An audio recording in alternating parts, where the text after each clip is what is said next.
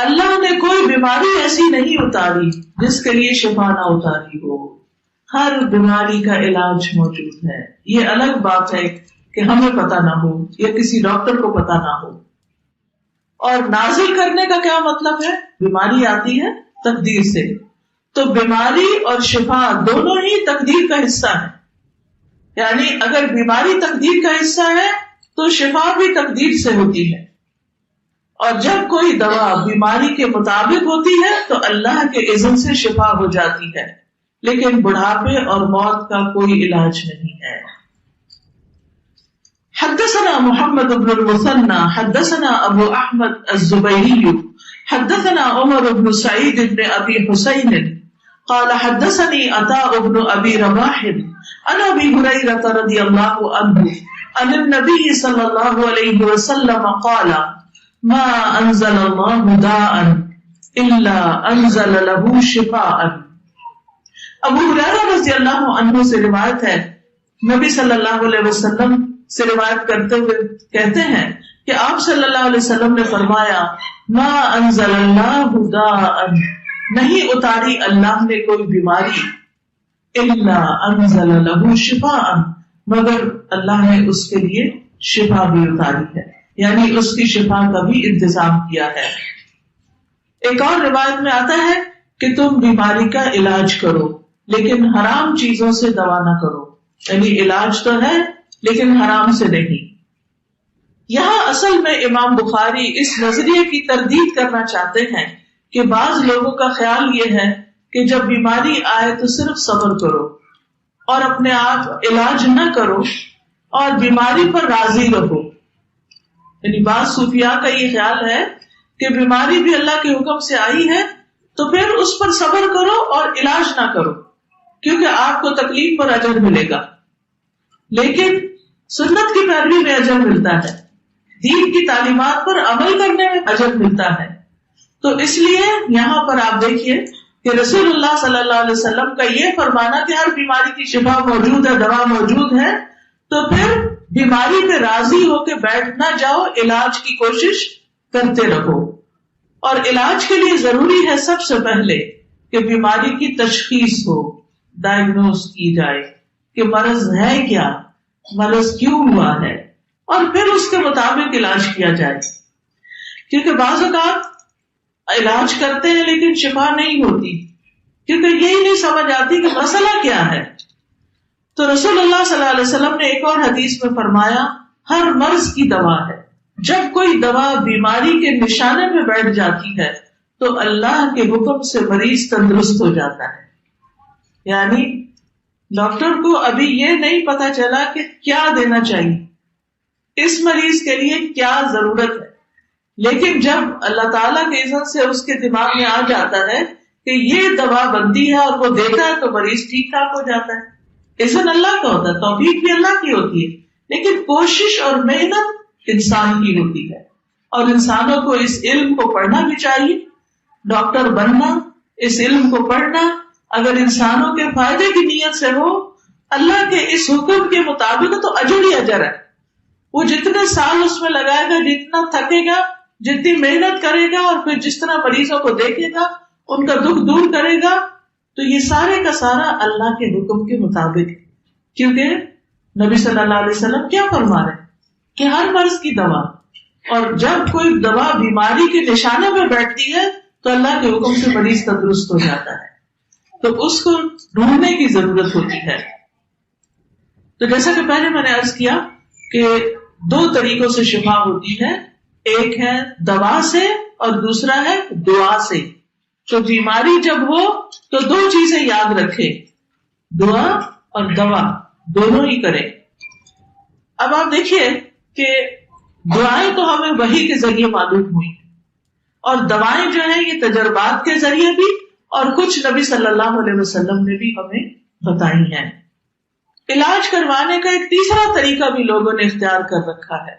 وہ کیا ہے؟ ایسا دم جھاڑ جو شریعت میں منع ہے، ایسے ٹوٹکے وغیرہ جس کا کوئی بنیاد نہیں ہے، یا محض وہم کی بنیاد پر علاج کرنا اور غیر شرعی طریقے اختیار کرنا. مثلا کوئی پیتل کا چھلا پہن لیتا ہے، کوئی دھاگا باندھ لیتا ہے، کوئی گرے لگا کے پہن لیتا ہے، کوئی چینز پہنتا ہے. یعنی اس قسم کے جو بھی طریقے ہیں جو غیر شرعی طریقے ہیں ان سے بچنا چاہیے. کسی قبر پہ جا رہے ہیں، اس کی مٹی اٹھا رہے ہیں، کوئی جسم پہ مٹی مل رہے ہیں، اس طرح کی چیزوں سے بچنا چاہیے. یہ غیر شرعی طریقہ ہے. شرعی طریقے سے دعا اور دوا دونوں کے ذریعے علاج کیا جا سکتا ہے، لیکن غیر شرعی طریقے سے علاج کرنے سے انسان کا ایمان بھی جاتا ہے اور اس کی آخرت بھی برباد ہو جاتی ہے. دنیا میں تو علاج کیا ہوگا، آخرت ہی گما بیٹھے. تو وہ طریقے جن میں شرک پایا جاتا ہو، جس میں اللہ کے علاوہ کسی اور سے کچھ مانگا جاتا ہو کہ آپ ہماری مدد کریں. جیسے کہ بہت سے لوگ جب بچے پیدا نہیں ہوتے تو کیا کرتے ہیں، کہاں لے جاتے ہیں، درگاہوں پہ لے جاتے ہیں، مزاروں پہ لے جاتے ہیں، اور پھر کہتے ہیں کہ انہوں نے ہمیں اولاد دی ہے. نعوذ باللہ. قرآن کیا کہتا ہے، یَهَبُ لِمَن یَشَاءُ إِنَاثًا وَيَهَبُ لِمَن یَشَاءُ الذُّکُورَ. جس کے لیے چاہتا ہے لڑکیاں دیتا ہے، جس کے لیے چاہتا ہے لڑکے دیتا ہے، اور جس کو چاہتا ہے بانٹ کر دیتا ہے، جس کو چاہتا ہے ملا کے دیتا ہے، دونوں دیتا ہے، اور جس کو چاہتا ہے بانٹ کر دیتا نہیں دیتا. یہ اس کی تقسیم ہے، یہ اس کی مرضی ہے، یہ اس کا فیصلہ ہے. لیکن اگر اللہ نے نہیں لکھا تو کسی دربار پہ جانے، کسی درگاہ پہ جانے سے اولاد نہیں ہوگی. اس سے بچنا چاہیے. پھر اس حدیث میں آپ دیکھیے کہ ما انزل اللہ داء، نہیں اتاری اللہ نے کوئی بھی بیماری. یہ حسی بیماری بھی ہو سکتی ہے، جسمانی بیماری بھی ہو سکتی ہے، اور روحانی بیماری بھی ہو سکتی ہے. یعنی کوئی نظر ہو سکتی ہے، کوئی جادو ہو سکتا ہے، کوئی مینٹل النس ہو سکتی ہے، کوئی ڈپریشن ہو سکتا ہے، انسان کو پریشان کرنے والی کوئی بھی چیز ہو سکتی ہے کہ جس کو النس کہیں گے. تو یہ ساری اللہ کے اذن یا تقدیر کا حصہ ہوتی ہے، اور ہر چیز کے پیچھے کوئی حکمت ہوتی ہے، کوئی وجہ ہوتی ہے. یعنی اللہ سبحانہ وتعالیٰ کے اذن سے جب کوئی بیمار ہوتا ہے تو یہ نہیں کہ اللہ تعالیٰ اس کو کوئی ظلم کرتا ہے، وہ اس لیے ہوتا ہے کہ اللہ تعالیٰ بعض اوقات اس بندے کو گناہوں سے پاک کرنا چاہتا ہے. بعض اوقات اس کے ذریعے سے اس کی آخرت کے درجات بلند کرتا ہے.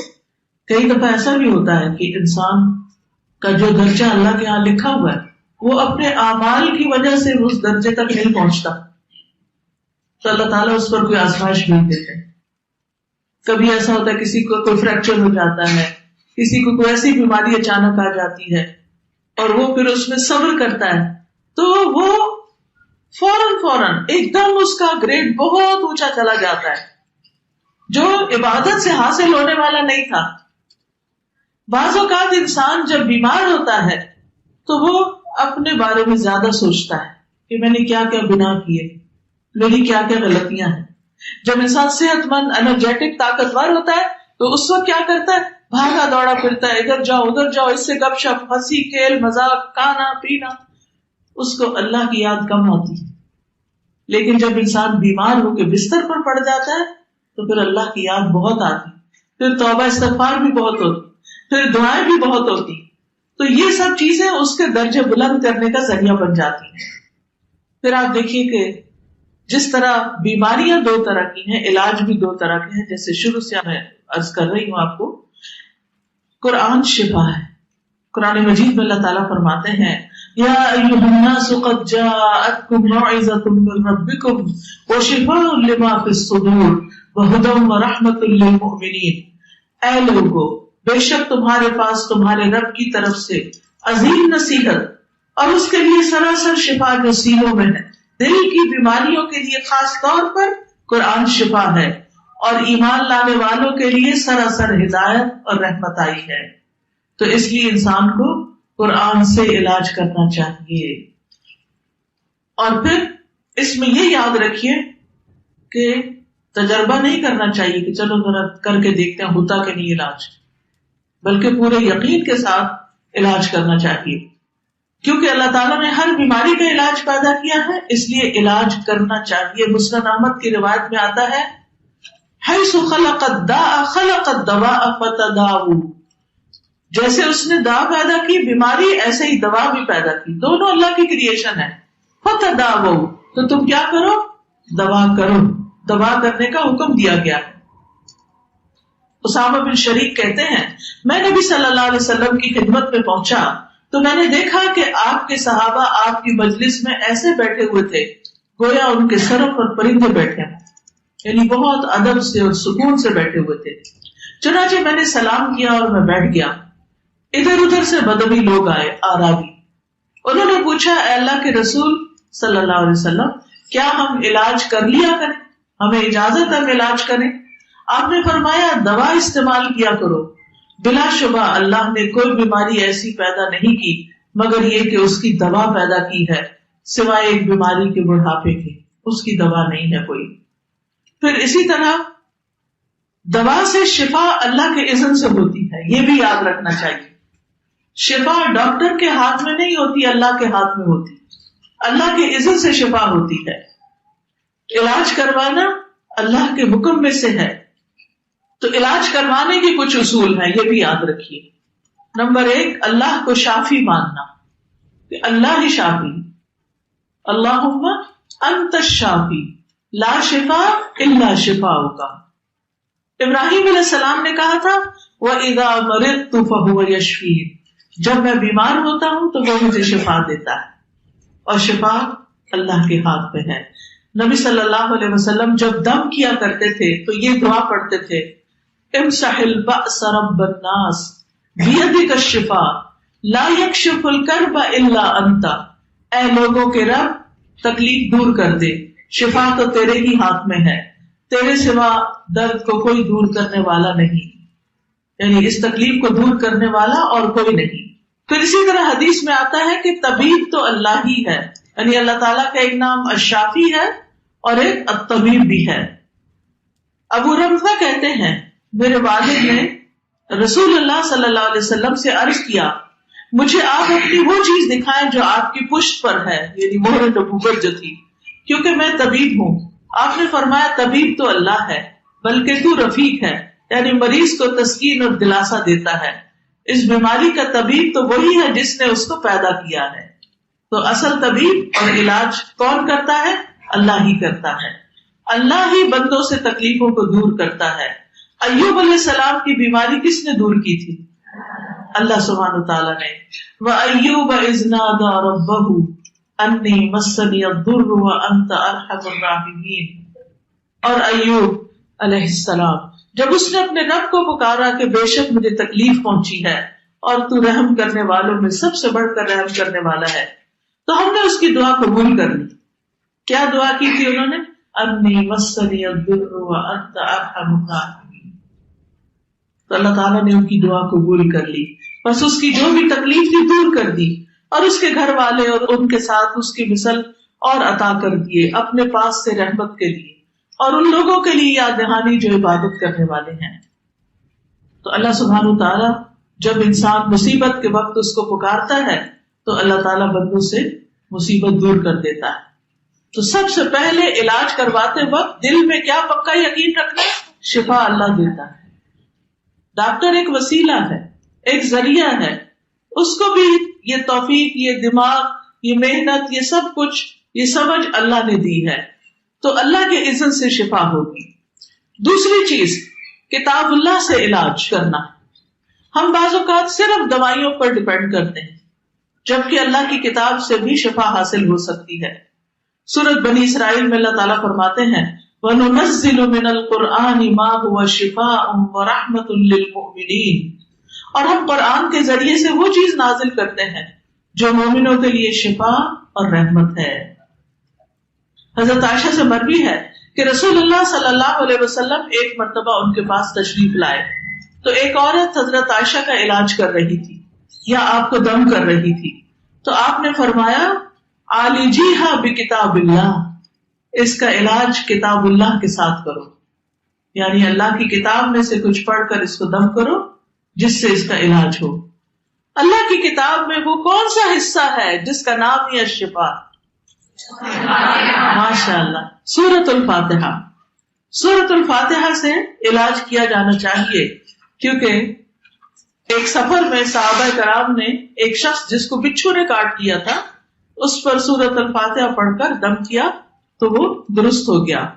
پھر سورۃ البقرہ سے علاج جیسے جادو وغیرہ کا، نظر کا، رسول اللہ صلی اللہ علیہ وسلم نے فرمایا سورۃ البقرہ پڑھا کرو کیونکہ اس کا پڑھنا باعث برکت ہے اور اس کو چھوڑ دینا باعث حسرت ہے. اس کے پڑھنے والے پر جادوگر قدرت نہیں پا سکتے.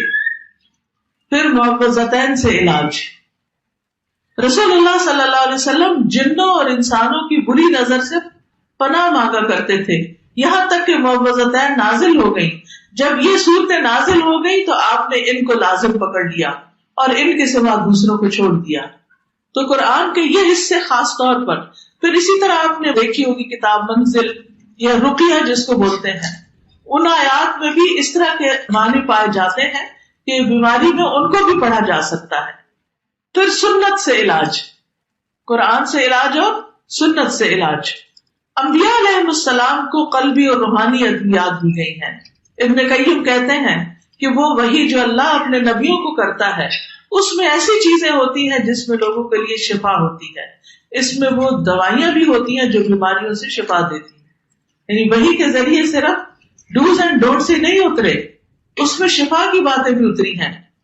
وہ کہتے ہیں وہ ایسی ہوتی ہے جن کی طرف بڑے بڑے ڈاکٹروں کی عقل نہیں پہنچ پاتی اور ان دوائیوں تک ان کے علوم، تجربات اور قیاسات نہیں پہنچ سکتے. اور وہ ادویہ قلبی اور روحانی ہیں. مثلا تھکاوٹ کے علاج کے لیے نبی صلی اللہ علیہ وسلم نے کیا نسخہ بتایا؟ رات کو سوتے وقت پیناڈول لے کے ساتھ 33 دفعہ سبحان اللہ، 33 دفعہ الحمدللہ، 34 بار اللہ اکبر. ڈر اور خوف دور کرنے کا نسخہ، جیسے بچے بھی ڈرتے ہیں نا، تو رسول اللہ صلی اللہ علیہ وسلم نے فرمایا جو رات سے خوف کھائے کہ وہ اسے پریشان کرے گی یا مال خرچ کرنے سے بخل کرے یا دشمن سے مقابلہ کرنے سے ڈرے تو چاہیے کہ وہ اس قول کی کثرت کر دے سبحان اللہ و بحمدہ. بس اتنا ہی ہے، سبحان اللہ و بحمدہ. یعنی جب آپ کو ڈر لگ رہا ہو، کبھی لگا ڈر، سب کو کبھی نہ کبھی لگتا ہے، جب ڈر لگے تو تسبیح شروع کر دے سبحان اللہ و بحمدہ. اور اللہ کا ذکر ویسے بھی بچاؤ ہے، یعنی دشمن سے بچاؤ کا ذریعہ ہے. جوڑوں کے درد کا علاج ہر جوڑ کا صدقہ ہے. نبی صلی اللہ علیہ وسلم نے فرمایا تم میں جو کوئی آدمی صبح کرتا ہے اس کے ہر جوڑ پہ صدقہ لازم ہوتا ہے. یعنی صبح ہم جب اٹھتے ہیں تو ہر جوڑ پہ صدقہ واجب ہو جاتا ہے کہ اس کا صدقہ نکالو. ہم عام طور پر صرف پیسے سے صدقہ نکالنا جانتے ہیں اور ہر ایک کے پاس پیسے تو نہیں ہوتے، تو پھر صدقہ کیا کرے؟ اشراق کے نفل، یعنی 2 نفل، ذرا دیر سے پڑھے تو 4، جلدی پڑھے تو اشراق. یہ 2 نفل جو ہیں یہ 360 جوڑوں کا صدقہ ہے. اسی طرح ہر مرتبہ سبحان اللہ کہنا صدقہ ہے، الحمدللہ کہنا صدقہ ہے، لا الہ الا اللہ کہنا صدقہ ہے، اللہ اکبر کہنا صدقہ ہے. تو آپ کیا پڑھ سکتے ہیں؟ ایک تسبیح کر لیں سبحان اللہ والحمدللہ ولا الہ الا اللہ واللہ اکبر، ٹھیک ہے. اور اگر ولا حول ولا قوت الا باللہ بھی پڑھے تو بہت اچھا ہے، لیکن اتنا کہنا بھی کافی ہے. اسی طرح زہریلا جانور اگر کوئی ڈنگ مار جائے تو اس کے بارے میں آتا ہے، حضرت علی سے روایت ہے کہ نبی صلی اللہ علیہ وسلم کو بچھو نے ڈس لیا اور آپ نماز پڑھ رہے تھے. جب آپ نماز سے فارغ ہوئے تو فرمایا اللہ بچھو پہ لعنت کرے، وہ نہ نمازی کو چھوڑتا ہے نہ کسی اور کو. پھر آپ نے پانی اور نمک منگوایا اور آپ اس پر ملتے جا رہے تھے اور یہ سورتیں پڑھ رہے تھے، قل یا ایھا الکافرون، قل اعوذ برب الفلق اور قل اعوذ برب الناس. اس بچھو کی کاٹنے کی جگہ پر پانی اور نمک لگا کے یہ سورتیں پڑھ کے دم کر رہے تھے. تیسری چیز طب نبوی سے علاج کرانا، جس میں سب سے پہلے حجامہ. نبی صلی اللہ علیہ وسلم نے فرمایا اگر تمہاری دواؤں میں کسی میں بھلائی ہے تو پچنا لگوانے میں، نہیں حجامہ کرانے میں، یا شہد پینے میں، یا آگ سے داغنے میں ہے. اور اگر وہ مرض کے مطابق ہو، یعنی اگر وہ مرض کے مطابق ہو، حجامہ ایسا کیا کہ بیماری کے مطابق ہے پھر علاج فائدہ دے گا، اور میں آگ سے داغنے کو پسند نہیں کرتا. پھر اسی طرح سنن ابی داؤد کی روایت ہے، جس نے چاند کی 17، 19 اور 21 تاریخوں کو حجامہ کرایا اسے ہر بیماری سے شفا ہو جائے گی۔ پھر کلونجی کے دانوں میں موت کے علاوہ ہر بیماری سے شفا ہے۔ کلونجی کے تیل پر شرعی دم کر کے اس کو رکھ لیں اور جہاں کہیں تکلیف ہو اس کے اوپر لگائیں اور کھلائیں بھی۔ اس دفعہ میں نے تجربہ کیا، میں کراچی گئی تو جاتے ہی مجھے رستے میں جیسے ایئرپورٹ سے نکلتے ہی آگے گئی تو مجھے تھوڑا فلو ہو گیا، اور میرا جب ایک دفعہ فلو ہوتا ہے تو بہت ٹائم لیتا ہے اور بہت زیادہ ایک طرح سے مشکل میں ڈال دیتا ہے۔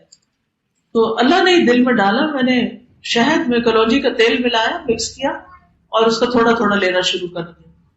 الحمدللہ تیسرے دن مجھے اللہ نے آرام دے دیا، اور اس کے دوران پڑھاتی بھی رہی، سب کام کرتی رہی، ورنہ میری بیماری میں تو مجھے لازماً لیٹنا پڑتا ہے اور بہت تکلیف ہوتی، لیکن اللہ ہی نے دل میں ڈالا، کیونکہ جب میں وہاں پہنچی تو انہوں نے میرے لیے بالکل فریش کلونجی کا آئل نکلوا کے رکھا ہوا تھا کمرے میں، تو اس میں میری نظر پڑی اور شہد بھی رکھا ہوا تھا، تو ان کو دونوں کو ملایا اور اس سے علاج شروع کر دیا۔ تو الحمدللہ کوئی دوا نہیں لینی پڑی، کچھ نہیں، اللہ نے اسی سے شفا دی، کیونکہ شہد میں بھی شفا ہے، کلونجی میں بھی، اور دونوں کو اگر آپ ملا لیں تو پھر نور نلا نور۔ شہد کے بارے میں قرآن مجید میں آتا ہے فیہ شفاء للناس، کہ جس میں لوگوں کے لیے شفا ہے۔ رسول اللہ صلی اللہ علیہ وسلم نے فرمایا شفا 3 چیزوں میں ہے، پچھنے لگوانے میں، شہد پینے میں، اور آگ سے داغ لگانے میں، اور میں اپنی امت کو آگ سے داغ لگانے میں منع کرتا ہوں۔ پھر آب زمزم کا پانی اس مقصد کے لیے ہے جس کے لیے وہ پیا جائے، یعنی جس نیت سے آپ اس کو پیئیں گے اس میں انشاءاللہ آپ کو فائدہ دے گا۔ آپ صلی اللہ علیہ وسلم نے فرمایا اس زمین پر، اس پلانٹ پر سب سے بہترین پانی زمزم کا پانی ہے، یہ بھوکے کے لیے کھانا اور بیماری سے شفا ہے۔ پھر پانی سے علاج، آپ صلی اللہ علیہ وسلم کو جب بخار ہوا تھا تو آپ نے لوگوں کو کیا حکم دیا تھا کہ پانی کا ٹب بھرے اور آپ کے اوپر پھر پانی ڈالا جائے۔ نبی صلی اللہ علیہ وسلم نے فرمایا جب کسی کو بخار ہو جائے تو 3 رات سحری کے وقت اس پر ٹھنڈا پانی بہایا جائے۔ سردیوں میں obviously نہیں، لیکن یہ کہ گرمیوں میں، ٹھنڈے سے مراد اس زمانے میں فریج نہیں تھے اور نہ فریزر تھے، اس سے مراد یہ ہے کہ جیسے رات کا پانی ہوتا ہے ٹھنڈا۔ پھر زیتون کا تیل بھی بہت فائدے کی چیز ہے۔ نبی صلی اللہ علیہ وسلم نے فرمایا زیتون کھاؤ اور اس کو لگاؤ، بے شک یہ مبارک درخت سے ہے، یعنی زیتون پی بھی سکتے ہیں، خصوصاً جن کو ڈرائی کاف ہوتی ہے، اگر تھوڑا سا صبح نہار میں زیتون کے تیل کی چمچی چائے والی اگر پی لے تو الحمدللہ گلے کو سکون بھی ملتا ہے اور خشکی بھی دور ہو جاتی ہے، کھانسی کو بہت فائدہ دیتا ہے۔ پھر بیری کے پتوں سے علاج، خاص طور پر اگر نظر لگ جائے یا ویسے ہی بیماری ہو کوئی، تو بیری کے 7 پتے لے کر تازہ فریش، آپ کے شہر میں بیری ہوتی ہے؟ ہاں، ایک ہوتا ہے بیر نہیں، بیری، جو چھوٹے بیر ہوتے ہیں نا، اس کے پتے کم از کم 7 پتے لے لیں، اگر زیادہ بھی لے لیں کوئی حرج نہیں، لیکن کم سے کم 7 پتے ہونے چاہیے اس کے۔ ان کو آپ کوٹ لیں یا پیس لیں۔ آپ یہ بھی کر سکتے ہیں کہ پلاسٹک کا وہ ہوتا ہے نا لفافہ، اس کے اندر رکھ کے اس کو ڈبل کر کے اس کے اوپر سل کا بٹا جو ہوتا ہے یا کوئی بھی ایسی چیز، اس سے آپ مارتے جائیں تو وہ سارا کرش ہو جاتا ہے۔ اصل میں اس کو کرش کرنا ہوتا ہے پتوں کو، پھر اس کو پانی میں ملا دیں۔ آپ اس کا جوشاندہ بھی بنا سکتے ہیں، ابال بھی سکتے ہیں، اس سے سارا رس نکل آتا ہے۔ اور اگر نہیں ابالنا چاہتے تو بھی وہ پانی کے اندر ایسے ہی ہے جیسے آپ لیمو پانی بناتے ہیں نا، تو کچھ لوگ اس میں منٹ پودینہ ڈال دیتے ہیں، تو اسی طرح وہ کچھ اور نہیں ڈالنا، خالی پانی کے اندر پتے کوٹ کے وہ ڈال دینے، اور پھر اس کے بعد اس پر آیت الکرسی، سورۃ الفاتحہ، تینوں کل یہ پڑھیں، یعنی سورۃ فاتحہ سے شروع کر لیں، آیت الکرسی پڑھیں اور تینوں کل پڑھ لیں، بس اتنا بھی کافی ہے۔ اور اگر لمبا رقیہ پڑھنا چاہیں تو وہ بھی پڑھ سکتے ہیں، وہ اونچی آواز میں پڑھ کے اس پر دم کر لیں، اسی پانی میں سے 3 گھونٹ پی لیں، 3 سانس جیسے ہوتا ہے نا، پیتے ایک دفعہ، پیتے دوسری دفعہ، تیسری دفعہ، صرف نہیں، پیٹ بھر کے پی لیں آپ بے شک۔ اور یہ بھی ہو سکتا ہے کہ وہ پتے چھوٹے چھوٹے گلے میں آئے تو آپ اس کو چھان کر بھی پی سکتے ہیں، اور باقی جو پانی ہے اس کو زیادہ بالٹی میں ملا کر غسل کر لیں، یعنی نہانے میں اس کو استعمال کر لیں. آپ یہ بھی کر سکتے ہیں کہ جب نہا چکے تو آخر میں سارے جسم کو اس پانی سے دھو لیں. تو یہ بھی جس بیماری کے ختم ہونے کی نیت سے آپ کریں گے، ہر ایک کی بیماری الگ ہوتی ہے نا، تو یہ صرف کسی ایک خاص بیماری کے لیے نہیں، کسی بھی بیماری کے لیے فائدہ مند ہے. اور یہ ان لوگوں کے لیے بھی فائدہ مند ہے جن کو جادو کی وجہ سے، جن ہسبینڈ وائف کے بیچ میں تعلقات ٹھیک نہ ہو اور ان کو مشکل پیش آ رہی ہو. کوئی بات نہیں، کچھ نہیں ہوتا، کیونکہ وہ تو یعنی قرآن تو بیچ میں نہیں آیا نا، وہ تو اس کا اثر آئے. پھر اسی طرح جنگلی بکری کے گوشت سے علاج، پھر عود ہندی سے، پھر تلبینہ، مہندی. نبی صلی اللہ علیہ وسلم کو اگر کہیں زخم ہوتا یا کانٹا چبھ جاتا تو آپ زخم والی جگہ پر مہندی لگا لیتے تھے، تو اس سے وہ اس کو صاف کر دیتی. لیکن ممنوع ہے کچھ علاج، جیسے شرکیہ دم، شرکیہ چیزیں. پھر اسی طرح حرام ادویات، حرام میں شفا نہیں، حرام بذات خود بیماری کا باعث ہوتا ہے.